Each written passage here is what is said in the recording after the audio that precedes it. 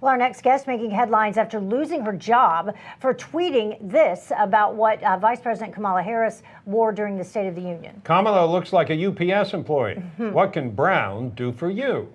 Nothing good, apparently. Amber Athey herself joins us right now. Amber, what happened? Why do you think you got the boot for this?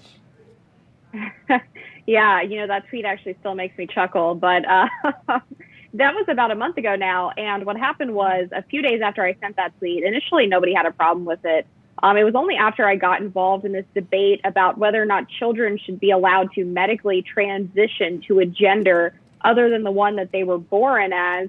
And these left-wing activists who believe that children can be chemically castrated or have these gender-affirming surgeries were thinking that they needed to silence me in some way. So they went back to this Kamala tweet, screenshotted it, tried to make it sound like the "What can Brown do for you" remark was about her skin color as opposed to her outfit, and fired off a bunch of angry emails to my employers. And unfortunately, Cumulus was the only one that actually fell for this. I mean, did Cumulus not know the slogan for UPS either?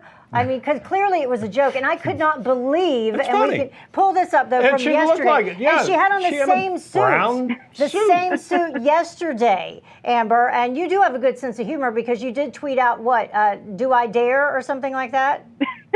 Yeah, that's exactly right. Somebody pointed out to me yesterday that she was wearing the same jacket. She wasn't wearing the full brown suit, so it wasn't quite as good. But I have to feel like maybe she was trolling me. I don't know if she saw what happened and thought, all right, let's mess with this girl or what. But I felt like I had to comment on it. So, I'm trying to have a sense of humor about it, because if you don't laugh at some of these things, you'll just be absolutely miserable. And the truth is, I still have my full-time job at The Spectator. I'm working on a book right now about cancel culture, ironically enough.